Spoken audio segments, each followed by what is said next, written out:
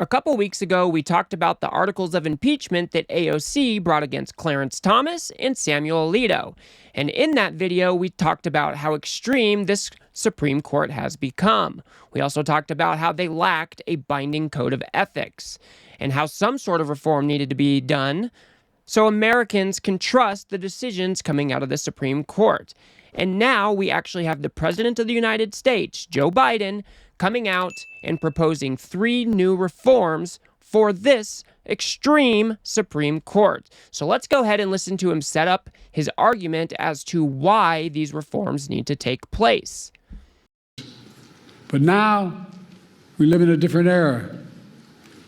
In recent years, extreme opinions that the Supreme Court has handed down have undermined long-established civil rights principles and protections. In 2013, the Supreme Court in Shelby County case gutted the Voting Rights Act, opening the floodgates to a wave of restrictive voting laws that have seen states across the country pass. In 2022, the court overruled Roe v. Wade and the right to choose that had been the law of the land for 50 years. 50 years. The following year, the same court eviscerated affirmative action, which had been upheld and reaffirmed for nearly 50 years as well. So this is Joe Biden making his case to the American people and trying to prove that this Supreme Court is too extreme. He's talking about rolling back affirmative action, Roe v. Wade. These are all long-standing precedent that this Supreme Court has overturned. And not to mention the insane Trump immunity case that this court just handed down in July. So let's go ahead and listen to Biden talk about this immunity case as well. And most recently and most shockingly, the Supreme Court established in Trump versus the United States a dangerous precedent. They ruled, as you know, that the President of the United States has immunity for potential crimes he may have committed while in office. Immunity. This nation was founded on the principle there are no kings in America. Each of us is equal before the law. No one is above the law. And for all practical purposes, the court's decision almost certainly means that the president can violate their oath, flout our laws, and face no consequences. Joe Biden is exactly right here. The sheer insanity of this Supreme Court's immunity decision blows my mind. To think that we were fleeing a monarchy when America was established, and for this Supreme Court to basically give Trump the power to be a king or a dictator or a monarch is totally antithetical to the founding of this country and is not in line with what our founding fathers had envisioned for the presidency. We have to remember, in the Federalist Papers, they talked about immunity, and it didn't make the cut for a reason, because we were fleeing a monarch and we didn't want to give one person that much power. It is so essential that our presidents are held to the same laws that the people he presides over are. It's important that if our presidents break the law, that there are mechanisms in place for us to hold them accountable. So this immunity decision was a slap in the face to the idea of America, and Joe Biden is correctly calling it out here, and we should fight against this ruling and come up with whatever reforms necessary to roll it back. Now, I don't really know how possible this is, especially with how divided our government is, but I think it is essential that we are having these conversations and fighting towards a rollback of this immunity decision. And then Joe Biden goes on to call out the ethics crisis that we see in the Supreme Court. Multiple justices are taking gifts from people who have business before the court, and that is just unacceptable for any judge. So let's go ahead and listen to what he had to say there. On top of its extreme decisions, the court is mired in a crisis of ethics. These scandals involving the justices have caused public opinion to question the court's fairness and independence that are essential to faithfully carrying out its mission of equal justice under the law. For example, there are documented reports of a decades-long effort to reshape the judiciary, including the Supreme Court backed by shadow special interests that also support Project 2025. Undisclosed gift to justice is worth hundreds of thousands of dollars from wealthy benefactors who have interest before the very court they're contributing to. Conflicts of interest from those connected to January 6th insurrectionists, and a blatant attack on nominating and confirming justices of the court itself. So what is Joe Biden actually talking about here? He's talking about the long concerted effort from dark money donors, big money donors, setting Clarence Thomas up to live a luxurious life so that he will stay on the court. Some accounts put Clarence Thomas gifts at $4+ million? And we also know that Samuel Alito has taken hundreds of thousands of dollars worth of gifts as well. This should be unacceptable. This is corruption at its very core. We should not be tolerating this from our Supreme Court, especially when they are policing themselves with a code of ethics that is not binding. And they have pretty much flouted any congressional oversight and said that Congress can't pass any laws, they can't do anything to regulate us, we do it ourselves. And that is unacceptable. The judiciary is supposed to be another equal branch of government. And the executive and the legislative has to have some oversight to keep those powers in check. But that is not what we currently have with this Supreme Court. So let's go ahead and move on to how Biden came to this decision. Was this Biden just making his own opinions about this? No. We have to remember that he set up a bipartisan commission when he first became president to study which reforms would be appropriate for this Supreme Court. So let's go ahead and listen to what he has to say here. As soon as I came to office, I convened a bipartisan presidential commission on the Supreme Court of the United States, comprised of leading constitutional scholars, both liberal and conservative, to provide recommendations on potential reforms to the court. I've been careful in these deliberations because these are serious, serious decisions. In the face of increasing threats to American democratic institutions, I used the Commission's analysis, and today I'm calling for 3 bold reforms to restore trust and accountability to the court and our democracy. I think it is super important that people understand that this was a bipartisan commission that came up with these recommendations. This is not just Biden being a partisan hack trying to go after the conservative Supreme Court justices. He is making these recommendations based on this report, and he's making these recommendations to uphold the integrity and the institution of the Supreme Court. This is very important for people to understand, I think. It's not just Biden shaking his finger and trying to get stuff done on his own.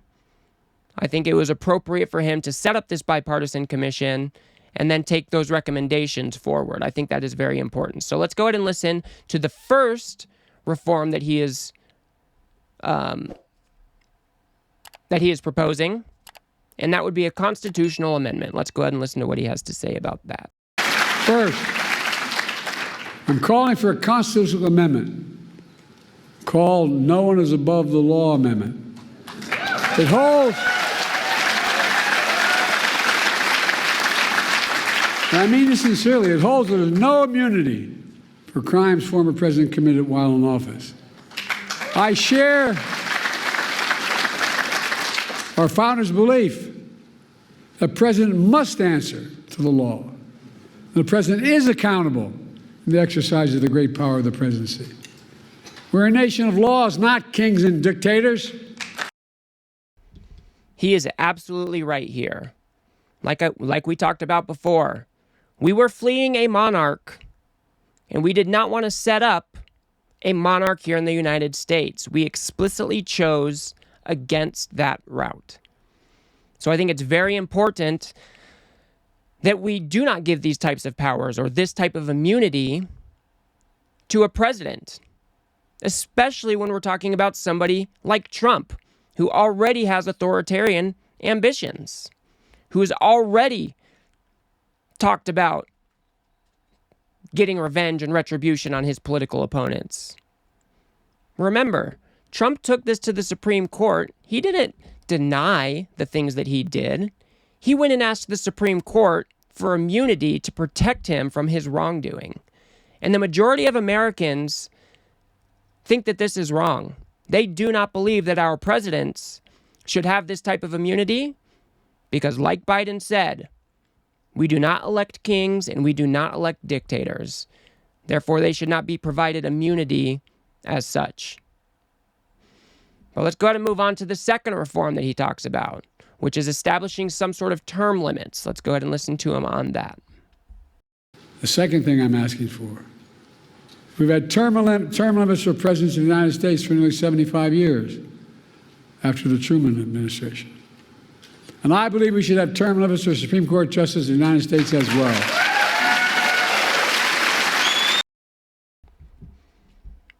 I also do not think that this is a very controversial reform to make to our Supreme Court. The United States is one of the only countries that gives our Supreme Court justices lifetime appointments. Biden goes on to talk about how this will reduce the chance of undue influence in our courts. If we have an 18-year rotating schedule, we can have a bit more conformity and schedule that we can base our politics around, I guess, in some sort of way. I definitely think that the 18 years was looked at. I know there's been other proposals for what type of term limits, but I definitely think this is a step in the right direction. Hopefully, this will give us less partisan outcomes, and we'll have Supreme Court justices that are just looking at the law and not trying to conform to their ideological side or their political agenda. And the last reform that Biden is talking about, and this is a big one for me, is a binding code of ethics. Let's go ahead and listen to him talk about that. Third, I'm calling for a binding code of conduct for the Supreme Court.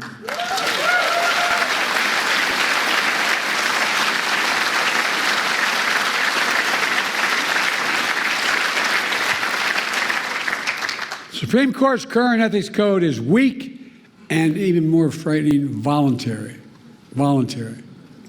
Any code of Congress must be enforceable.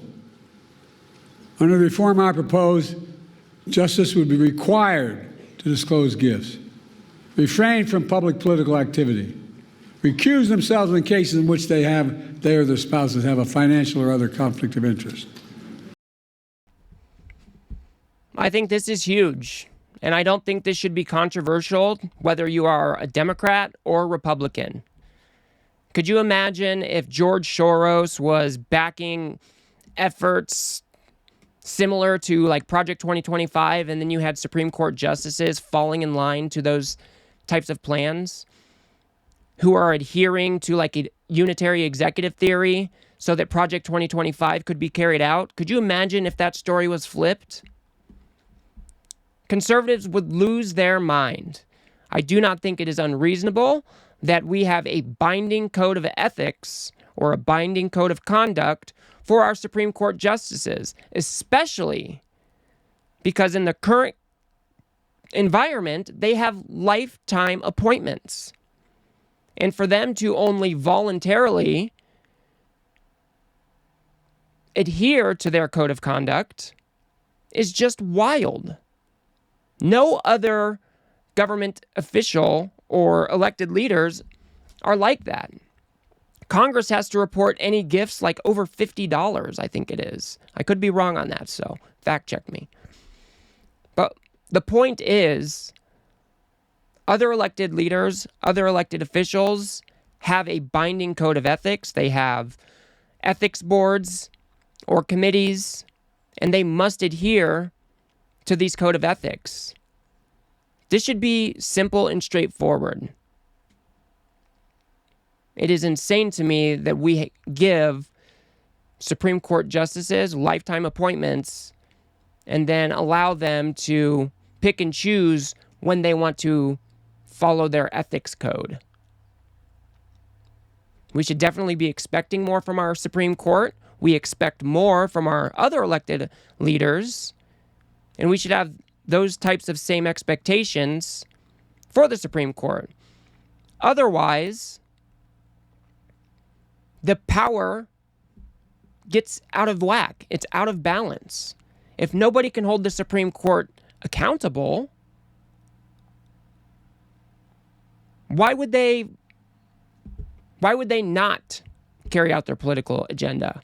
Why would they not receive gifts from people who have business before the court? Why would they not?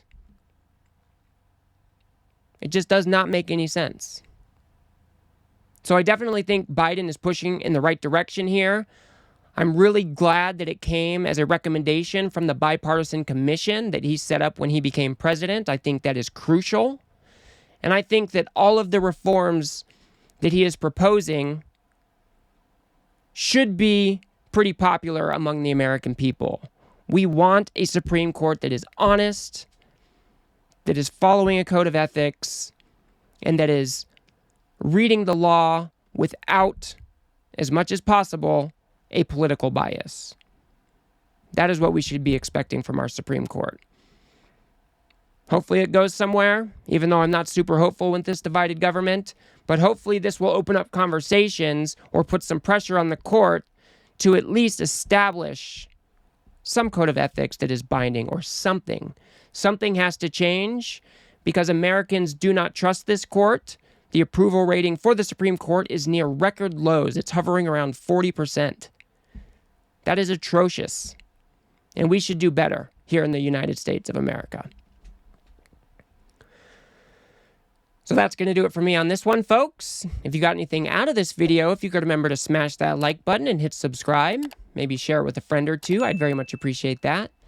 If you think I got something wrong, or if you disagree with me about something, feel free to drop a comment below. And if you want to learn about Trump's connections to Project 2025, go ahead and watch that video on the screen now. And I will see you guys on the next one.